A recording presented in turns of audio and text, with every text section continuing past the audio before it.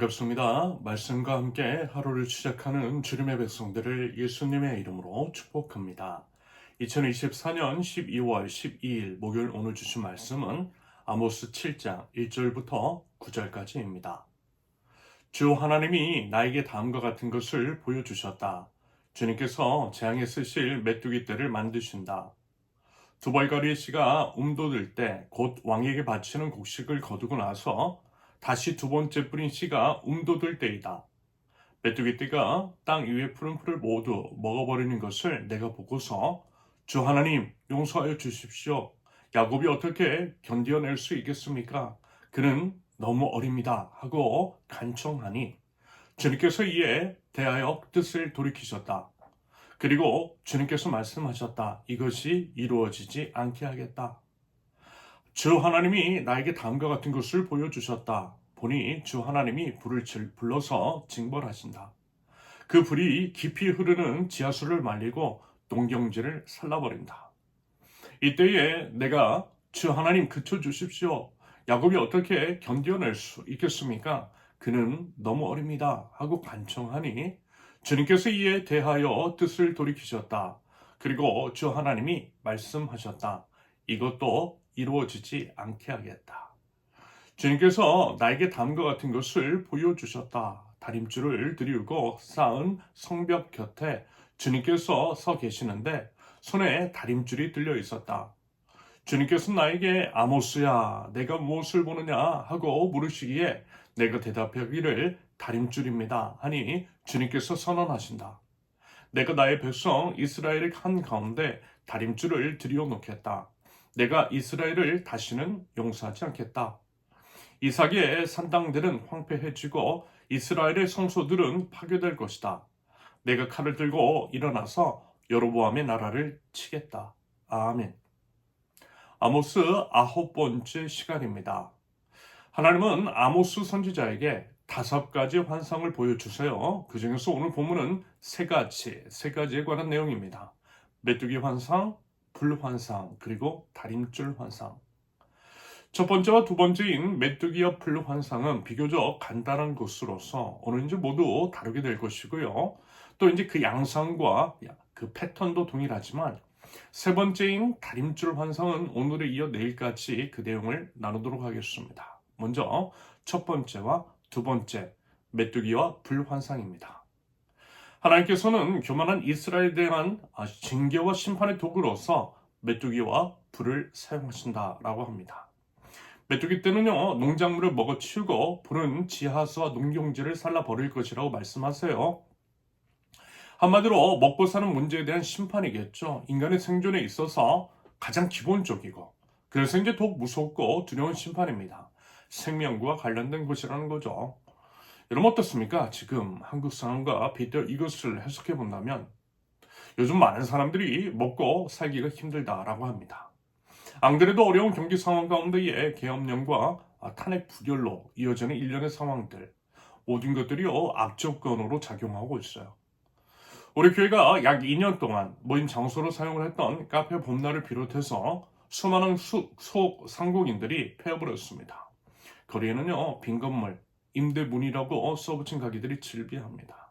빈상가로 인해서 한낮임에도 불구하고 거리가 쓸쓸합니다.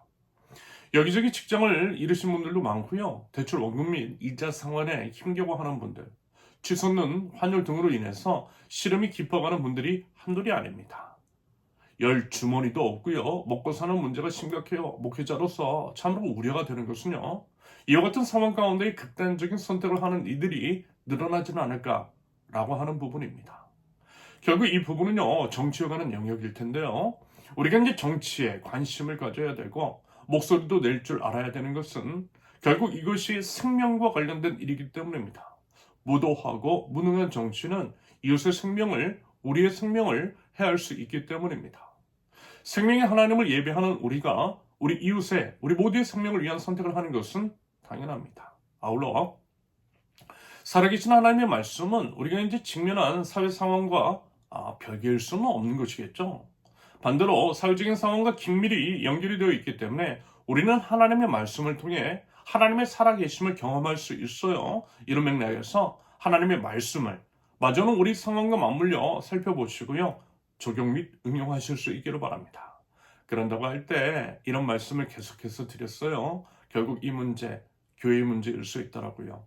교회가 생명의 선택, 즉 내 생명을 들여 이웃을 살리는 선택을 하지 않으니까 결국 세상도 서로를 잡아먹는 선택을 하는 것일 수 있고요. 그에 대한 심판으로서의 양상이 우리 사회 안에 펼쳐지는 것일 수 있다는 거죠. 저는 현재 우리 사회 안에서 벌어지고 있는 일련의 일들, 그 중에서는 먹고 사는 인간의 기본적인 문제로 고통을 받고 있는 것은 그와 같은 맥락에서 이해될 수 있다고 봐요. 메뚜기와 불심판일 수 있는 거죠. 그런다고 할 때 성경은 또한 말씀합니다. 이러한 심판, 그에 따른 고통에 대해서 아모스의 반응입니다. 3절과 6절에서 기도해요. 하나님께 기도해요. 기도하되 용서해달라고 기도해요. 야곱이, 이스라엘이 너무 어리다고, 너무 어려서 어리석다고 한 번만 더 기회 달라고 기도해요. 결국 이것은 우리 믿는 자들이 나서야 한다라고 하는 의미인 것이겠죠. 이 모든 상황에 대한 책임과 사명의 의식을 가지고 하나님 앞에 나아가 하나님께 용서를 구하는 기도를 해야 한다라는 것입니다. 지난번 주일에 말씀을 드렸던 것처럼 우리가 원하는 것이 아니라 하나님께서 원하시는 예배로의 회복, 생명 없는 것이 아닌 생명을 살리기 위한 유의미하고 의도적인 선택, 그것을 통해 우리가 하나님 나라 백성임을 우리 삶을 통해 우리 하나님께서 생명을 살리시는 주님이심을 드러내고 우리의 회개를, 진정한 회개를 삶으로 보여드려야 한다라는 것입니다. 이것이 바로 진정한 회개, 진정한 예배, 진정한 기도인 거죠. 여러분, 하나님께서요, 그 한 사람 찾고 계세요.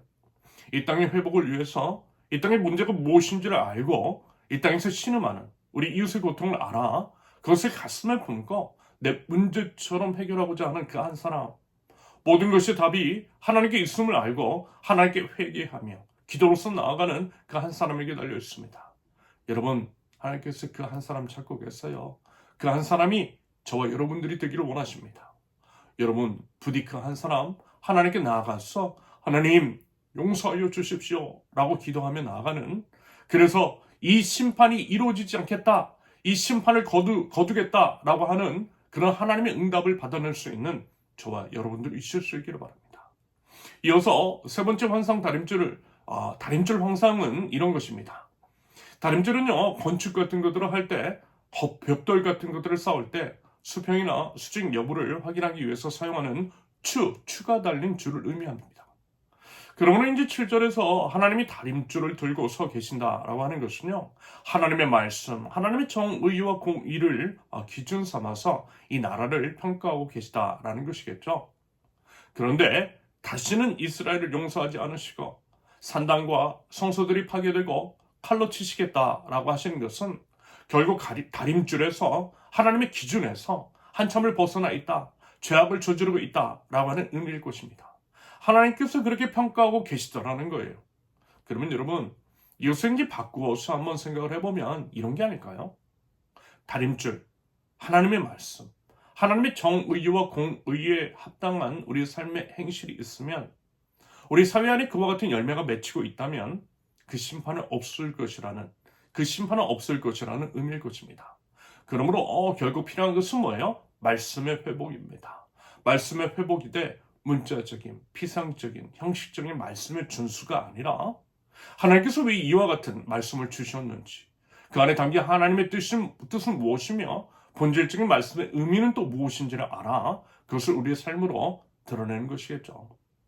특별히 현재 우리 같으면요, 자금의 이제 대한민국 사회 상황 가운데에 하나님의 말씀으로 이 사회를 바라볼 줄 알아야만 할 것입니다. 그 전에 우리 이제 개개인의 삶과 각 교회를 다림줄로 측량해 봐야 한다는 거예요. 그래서 다시금 다림줄에 하나님의 말씀에, 하나님의 기준에 우리의 삶을 정동시켜야만 할 것입니다. 설령 큰 아픔이 있다 할지라도 도려낼 것은 도려내고 회개할 것은 진심과 진정으로 회개해야 한다는 거예요. 여러분, 지금요, 기도해야 할 때입니다. 기도하되 말씀으로 우리의 삶을 측량해보고 무엇이 잘못되었는지를 분명하게 알아야 합니다. 알고서 기도해야 되는 거예요. 그러면서 기도는 행동이죠. 우리 구체적인 행동을 통해서 우리 기도가 하나님께 연락이 될 것입니다. 부디 그 마음과 자세, 엄중한 태도로 하나님께 나아가 하나님께서 기뻐하시는 삶의 모습, 다림줄인 하나님의 말씀에 맞춰서 우리의 삶을 정돈시킬 수 있기를 예수님의 이름으로 축원합니다. 함께 기도합니다. 하나님, 저희는 어리석고 미약합니다. 저희는 양과 같아서 각기 저희들의 길로 가고 죄악 가운데 행하였습니다. 그로 인해 저희 개인과 교회 공동체 그리고 사회가 무너졌습니다. 이 모든 것 어리석은 저희 때문입니다. 하나님 다시금 하나님 앞에 섭니다. 말씀 앞에 섭니다. 말씀 앞에 서서 하나님의 말씀을 분명하게 저희 가슴과 삶 가운데 새기고 말씀에 따른 삶, 하나님의 정의와 공의를 드러내는 삶, 하나님께서 기뻐하시는 삶을 살아낼 줄 아는 하나님 나라 백성들 저희 될 수 있도록 회개의 삶으로서 진정한 기도를 올려드리는 하나님 나라 백성 되도록 하나님 저희를 인도하여 주시옵소서. 예수님의 이름으로 기도합니다. 아멘.